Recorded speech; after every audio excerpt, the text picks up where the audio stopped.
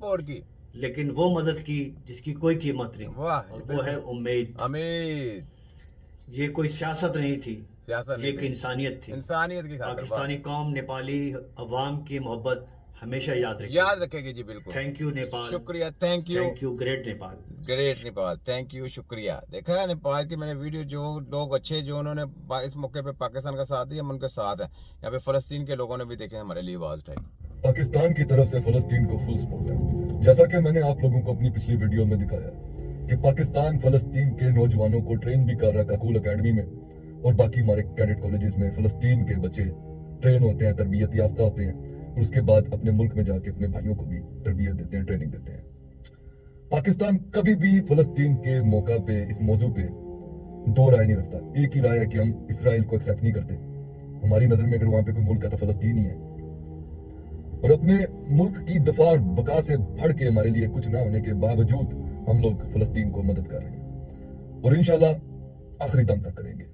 मगर मेरे प्यारे पाकिस्तानी बहन भाइयों को एक छोटी सी बात समझने की जरूरत है कि जज्बात में आके जब हम कहते हैं हम चलते हुए अंगारों पे नंगे पांव चलेंगे, सुनने में बड़ा अच्छा लगता है, मगर एक्चुअल में जब उसके ऊपर आप चलते हो तो आपके पांव जलते हैं। सो बेटर ये होता है कि आप जूते पहन के चलो, नंगे पैर ना चलो।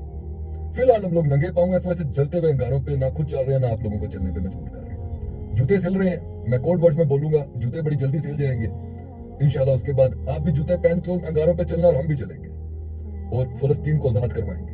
ग्रेटर इसराइल बनना ही बनना है। जब ग्रेटर इसराइल बनना है उसके साथ ग्रेटर पाकिस्तान भी बनना है, डोंट फॉरगेट। और जब ग्रेटर पाकिस्तान बनना है, ये बहुत बड़ी जंग है, ये कोई छोटी जंगें नहीं होनी है। आप लोग सोच रहे हो कि यार ये 2-4 दिन में फैसले हो जाएंगे, ये सालों साल की जंगें हैं। अभी अखंड भारत उन्होंने करना है, हमने गजवा हिंद करना है, इन्होंने ग्रेटर इसराइल बनाना है। अगर आप लोग ये चीजें, ये प्लानिंग समझ जाए ना, तो आपको पता चल जाएगा कि पाकिस्तान का बहुत बड़ा किरदार है यार, वाह जी वाह, छोटा मोटा किरदार नहीं है, जबरदस्त। और हमने अभी बहुत बड़ी जंगें लड़नी है, बहुत बड़ी जंगें लड़नी है। इस खिते में आपकी सोच होनी है जो पाकिस्तान पे जंगें आयद होनी है, और जो पाकिस्तान में लड़नी है आगे जाके।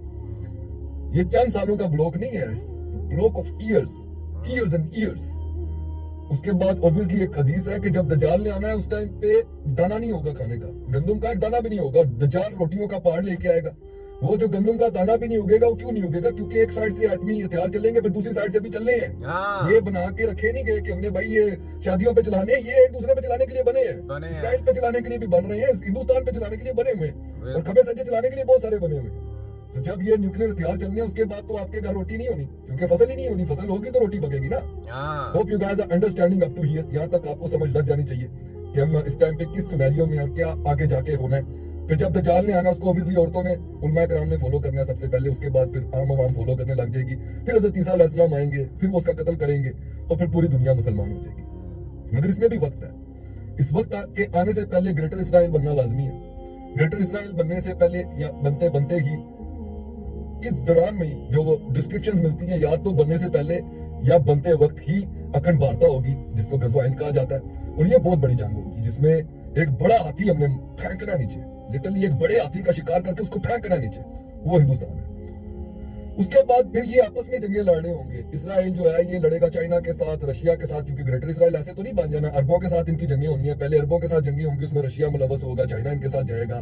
फिर हो सकता है हम भी बीच में शमूलियत लें, क्योंकि ऑब्वियसली जब ये खाना काबा पे हमला करने की कोशिश करेंगे या मस्जिद नबी पे हमला करने की कोशिश करेंगे, फिर तो हम चुप करके नहीं बैठेंगे। अभी तो मस्जिद अक्सा पे इन्होंने हमला करना है। जब वहां पे करेंगे हमला, उस टाइम पे भी आप देखेंगे मुसलमानों के जज्बात, मुसलमान फौजों के जज्बात कहां पे जाते हैं, सातवें आसमान को छुएंगे। सो ये भी बहुत बड़े बड़े सिनेरियोज हैं।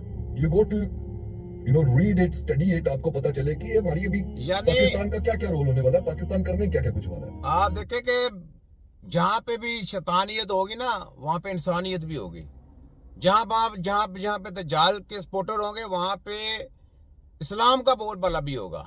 देखें, आपकी ये नहीं कि खाली ये कि दज्जाल की तरफ लोग जाए। देखें ना, हम लोग क्या है कि हम लोग देखें अपने लिए भी लड़ रहे हैं, और दूसरी कम्युनिटी के लोगों के भी लड़ रहे हैं, तिब्बे नबी का नारा भी लगा रहे हैं, और पूरी दुनिया को बता रहे हैं कि ये शैतान की स्टडी है, मेडिकल माफिया, शैतान की स्टडी है, बच जाओ बच जाओ। अगर हम लोग ना बोलते तो किसी को पता चलना था। आज कितने कंट्री को पता चल गया, कितने लोगों को पता चल गया, बताया ना।